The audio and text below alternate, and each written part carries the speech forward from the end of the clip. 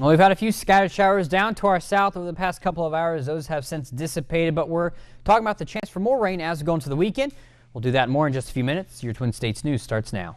Twin States News is brought to you by Kia of Meridian. Impossible to ignore, Kia gives you advanced technology, superior safety features with a sleek look at a price you'll love. Come see for yourself at the all-new Kia of Meridian.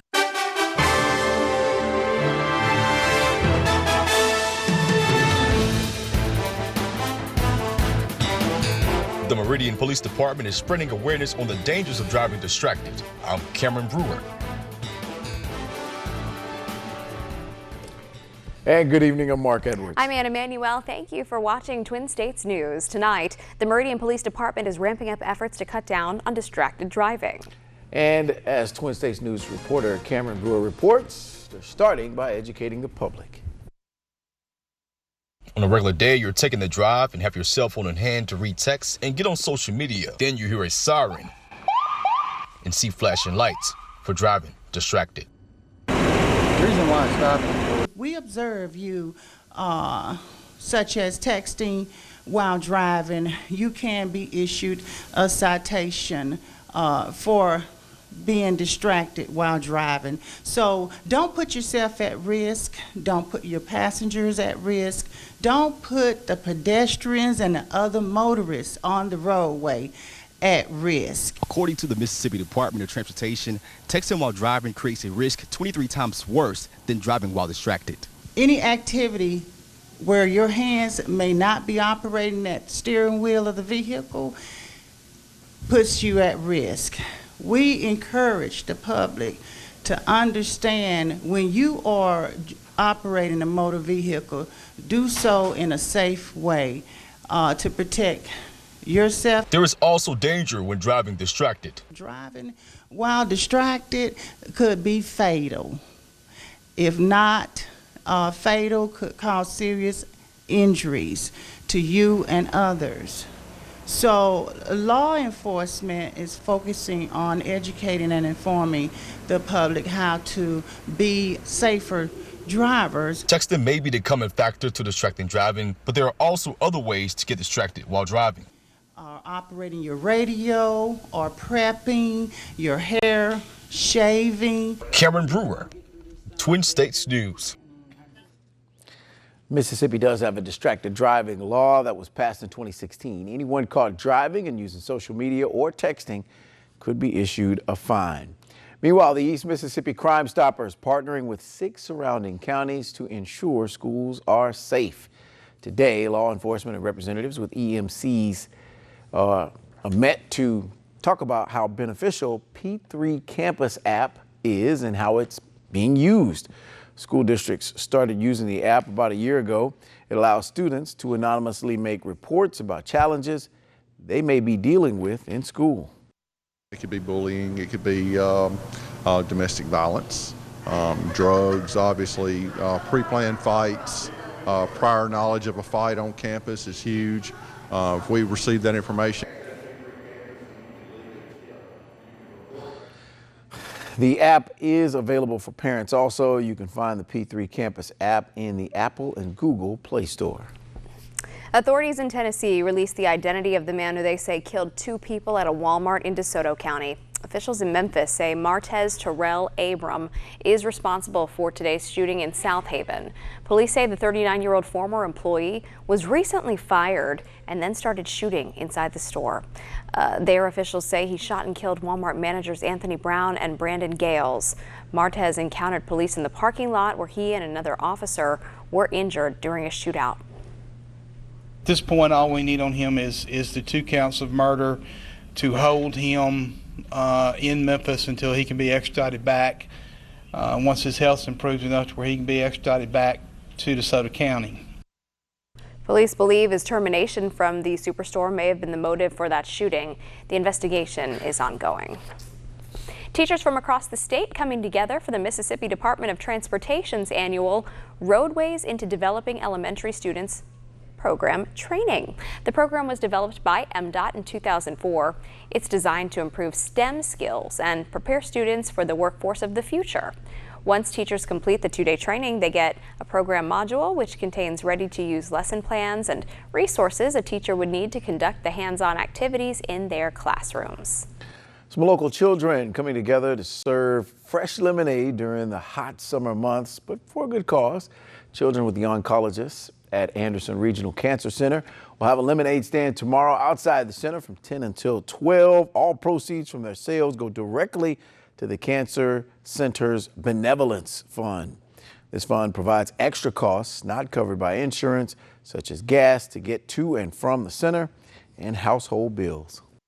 I think it's great for everybody, for the community and for our children, just to show other-centeredness, just to show that it's better to give than to receive, and to see the joy on everyone's face as the children serve the community, and the children get to see the joy in the faces as they're giving, and just seeing the joy of everybody.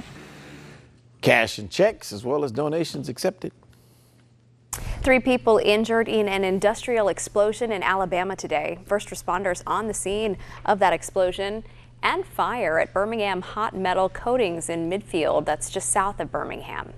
3 people are being treated for non-life-threatening injuries. Fire officials say the fire inside is smoldering, but it was under control at last check. They also said no hazardous materials leaked into the environment. The building contains 500,000 pounds of calcium silicon, which sends off a hazardous gas when it comes into contact with water. The 3 injured people were not exposed to that substance. Also happening in Alabama, the search is over for a Jefferson County woman missing for more than a month. Yeah, investigators found her body 30 feet underground. Chip Scarborough has more from Tuscaloosa County. As you drive down Will Walker Lane in the town of Vance, you quickly notice this huge pile of dirt. It's where authorities say they found the body of 20-year-old Willow Watkins at the bottom of a well. It showed extreme disrespect for the uniqueness and sanctity of human life. Watkins was reported missing in Jefferson County last month. Officers say Kendall Battles and Joseph Nevels are charged with killing the 20-year-old at a home in Tuscaloosa County, then took her body to this abandoned home in Vance and dumped it in the well. The suspects, had concocted or schemed and came up with that plan to hide the body. Tuscaloosa County Sheriff's investigators say getting Watkins' body out was no easy task. That's why they consulted the Tuscaloosa County Road and Bridge Department to help dig the body out. It's approximately 30 to 35 feet deep. Taking crews about 12 hours to complete the recovery, deputies aren't ready to say why Watkins was murdered, only that more arrests are possible. Still to come, the latest, the largest security breach of an American financial institution ever. A lot of people affected by that one, and a Sony unveiling a pocket tool to help keep you cool. That story and more next.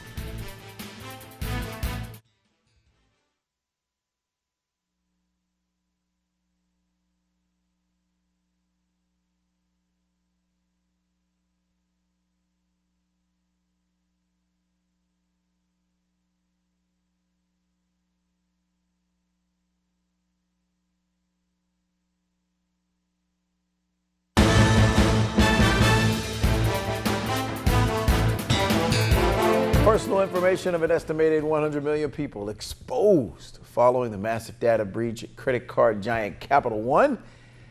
And the alleged hacker is in federal custody. This is one of the largest reported data breaches ever. Capital One alerting authorities after they got a random email tip from an internet user who says they saw the alleged hacker talking about the stolen information online. Bragging about it, Mark. Here's Jolene Kent. This morning, a 33-year-old former software engineer from Seattle is accused of stealing a vast amount of customer information from one of the nation's biggest credit card issuers.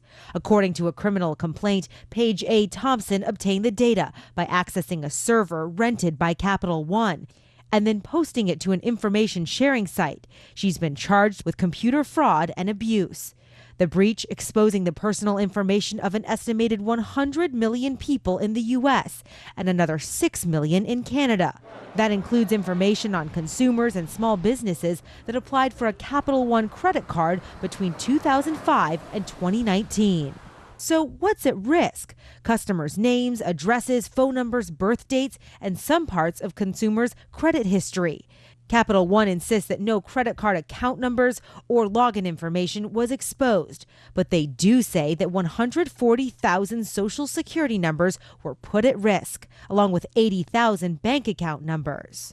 Capital One CEO saying in a statement, "While I am grateful that the perpetrator has been caught, I'm deeply sorry for what has happened. I sincerely apologize for the understandable worry this incident must be causing those affected, and I am committed to making it right." This latest breach coming just 1 week after Equifax settled with the government for a record $650 million after a 2017 data breach exposed the personal information of nearly 150 million people. Capital One says they will notify affected individuals and make free credit monitoring and identity protection available to those impacted.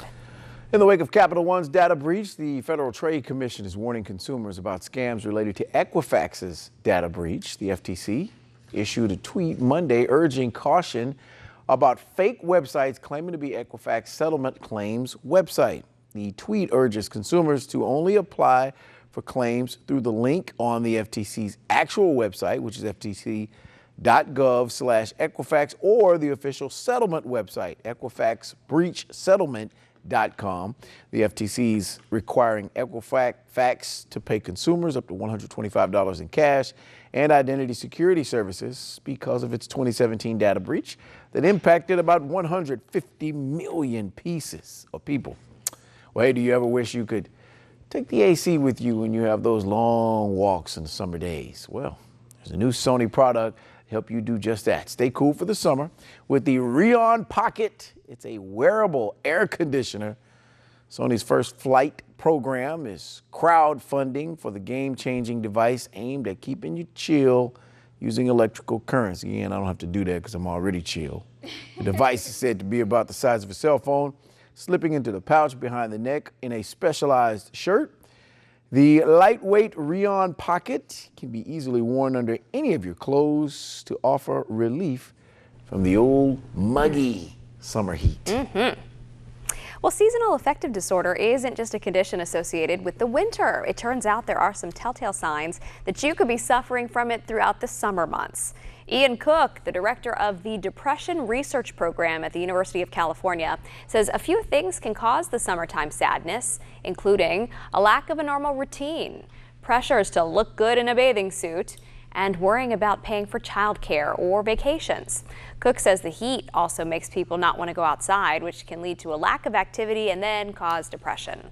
Signs you could be feeling seasonal affective disorder include a lack of energy, not wanting to see people, and having issues staying asleep. Back to school also means back to routine sleep for students. Experts with the Better Sleep Council say instead of setting a bedtime, you should actually set a wake-up time. You should also find ways to make your child's room more peaceful. They say start by removing electronics and clutter. It's also important to develop a routine before bed, which can include a short story or maybe a prayer. And finally, it's important to remember your child cannot catch up on sleep. Experts say sleeping later on the weekends may make it more challenging to fall asleep Sunday night and wake up Monday morning. Well, if you plan on going swimming in a local lake, there is an important warning that you'll need to hear. Wow, it involves something called swimmer's itch, and it can be a real problem. Dr. Frank McGeorge has some simple steps to help you avoid this icky illness. Lake living is great until the water you depend on for fun and sport carries a parasite that burrows into your skin. That's exactly what causes swimmer's itch, a parasite that requires two other things to multiply and invade: snails and certain birds like merganser or mallard ducks and Canada geese. Michigan is a hub for much of the research into the life cycle of the parasite that causes swimmer's itch. It was first discovered back in 1928 in a Michigan lake. Here's what happens.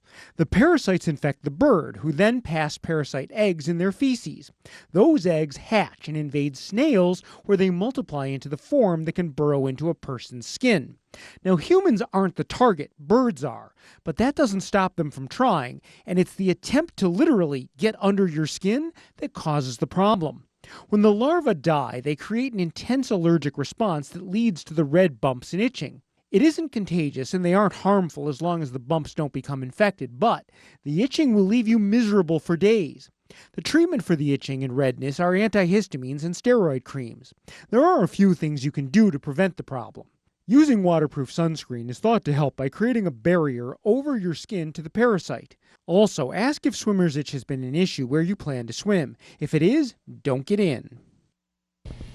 Well, after swimming in water with lots of ducks or geese, or water that's marshy or has lots of snails, they say shower. I don't know. The experts say if any of those conditions apply to you, you'll want to shower immediately and towel off completely. Pretty sure the ducks won't want you there. Also, avoid feeding ducks and geese. That can bring in the parasite. Finally, if you do get swimmer's itch, be sure to report it to the local lake authorities. Nobody wants swimmer's itch. Yeah, it seems a little dangerous there. I mean, swimming with ducks and geese. I don't know. I mean, do all that swimming. I'd just come back some other time. That's gonna affect Mark's eyes out. It's hot enough, though. It's hot enough to be out. It is, although rain stuff, you really don't want to be out there as well. Some algae blooms. It's pretty common during this time of year with all this rain that we've received. A little bit of rain showing up on radar right now, but we've got more to talk about. We'll do it after the break.